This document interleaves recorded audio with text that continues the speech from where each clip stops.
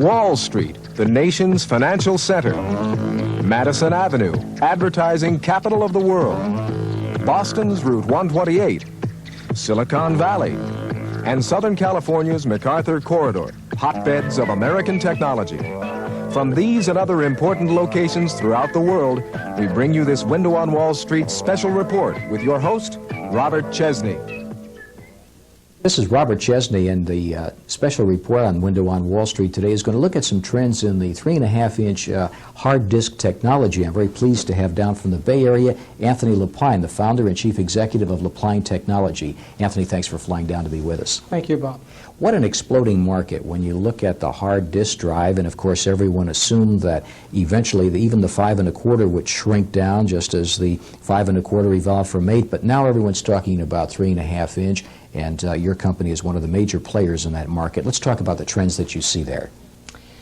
Well, the first 3.5-inch disk drive was introduced about 1983. The 5 1/4-inch market has been the dominant source of product since about 1980. Now, with desktops shrinking in size, the requirement for smaller and smaller disk drives in order to fit into these smaller and smaller computers has created a huge demand. DataQuest and others now anticipate that the 3.5-inch market will exceed that of the 5 1/4-inch for the less than 30 megabyte segment, beginning in 1987, with 1987 shipments being approximately 2 million units of 3.5-inch disk drives, compared to just a couple of years ago when it was just a few 100,000. So from 1984 to 1987, we're talking about 200,000 to 2 million, or an order of magnitude change in the market size. As you know, Anthony, half the people watching any TV program know exactly what you're talking about technologically, and the others are saying, what's he talking about, hard disk drive? As I understand it, the hard disk drive, for example, your 30 megabytes will hold the equivalent of boxes of floppy diskettes, only the 3.5 is much different than the floppy diskette that we know of. It's almost invincible. You can really treat them roughly, and yet they'll maintain that the protection of the data.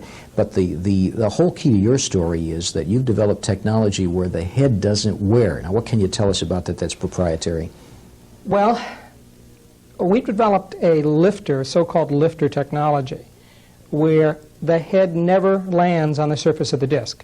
Now, Winchester technology, the way the technology is developed is that the heads are designed to land when you turn the disk drive off.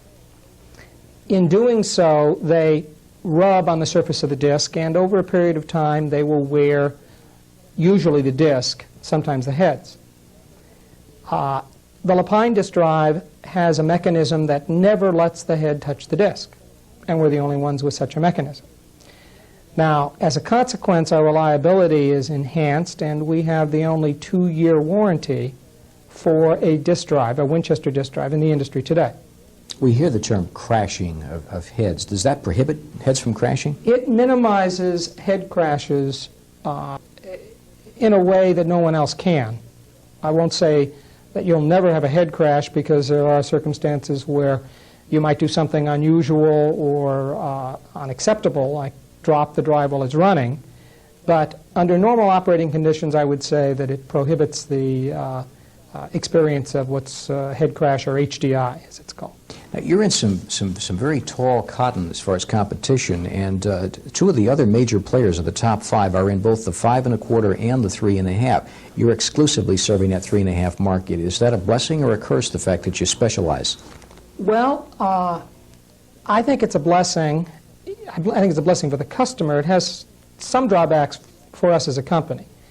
For the customers, it means that we are the specialists. We are dealing with only 3.5-inch products.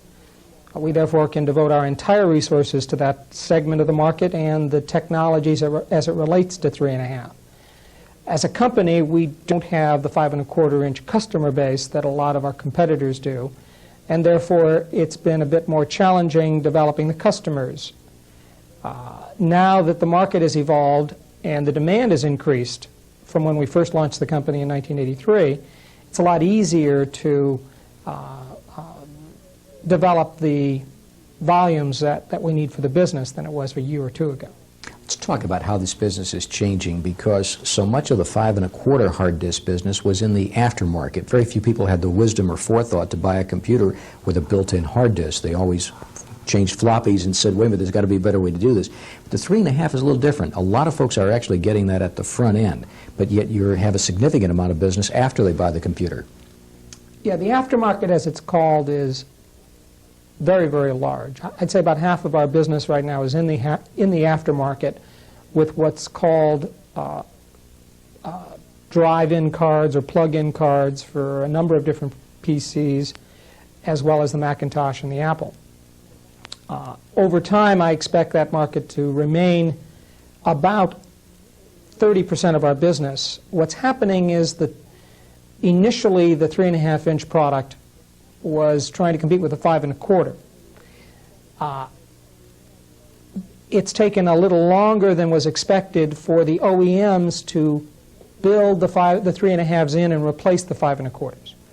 So the aftermarket has dominated the requirement for 3 1/2. But now with the advent of IBM's latest announcement, which is to integrate a 3 1/2-inch hard disk drive into their personal computer, the market has taken off, and so a larger and larger portion of our business will be in the OEM as opposed to the aftermarket.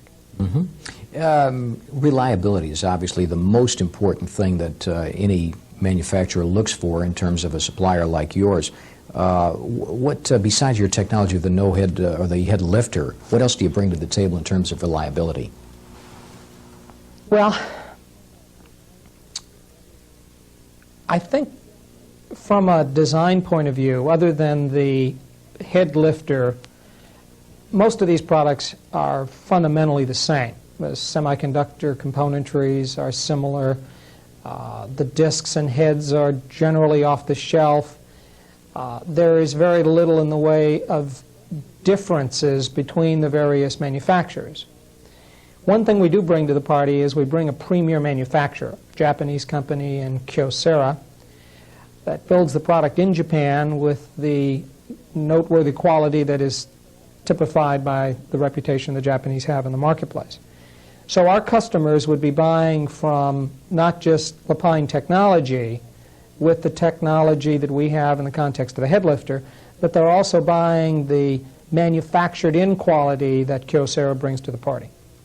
I want to talk about the origin of LaPine because it's extremely interesting. You really started right at the zenith when everyone and his brother was forecasting tremendous growth for the hard disk market, and well, that growth has developed. It's just nobody counted on everyone and his brother being in that business. So actually, when you look at the market today, about 70% of the players who were there at that time, a couple of years ago, are now gone. Yet you have been able to grow and now really significantly penetrate this market niche. Tell me your thinking back at that time when you formed the company. Well, having been in the industry for 22 years, back in 1983, I guess that was 19 years, it seemed as though the market was definitely moving towards 3 1/2. At that time, there was only one 3 1/2-inch supplier, which was Rodin. I didn't anticipate the major shakeout in the industry. It did seem to me that there were an awful lot of disk drive companies, but it's a very big market. In 1984, as the industry began to shake out, as it's classically called, it became clear that there were too many disk drive companies, and for a number of different reasons they began to shake out or leave the industry. Shugart Associate, Evotech, Microcomputer Memories, Epilo, and the list goes on, and last time I compiled it, it was 22 companies. So LaPine Technology began at the zenith, weathered what I would call the trough of the shakeout, and now find ourselves on the other side in a place where we are participating in almost the renaissance of the disk drive industry. Seagate's stock is way up, their earnings are way up, Quantum's doing fairly well. The industry has recovered, and I think we're now positioned to participate in that recovery, and are one of the few who actually weathered the shakeout.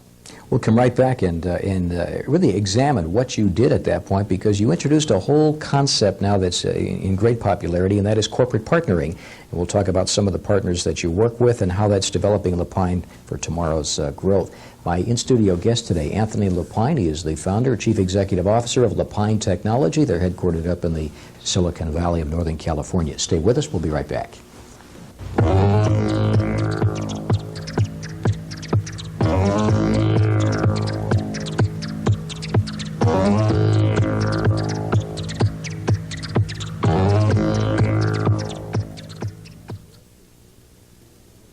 Thank you for staying with us. You're watching Window on Wall Street. Today we're looking at the world of high technology with Anthony LaPine. He is the founder and chief executive of LaPine Technology.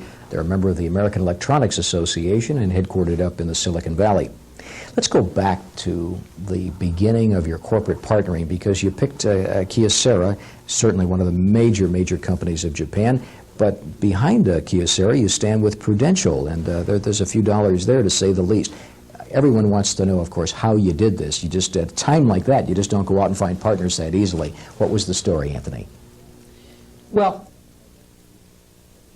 teaming up with a Japanese partner had always been my objective, based on quality, based on what I felt was the right cultural mindset for the industry.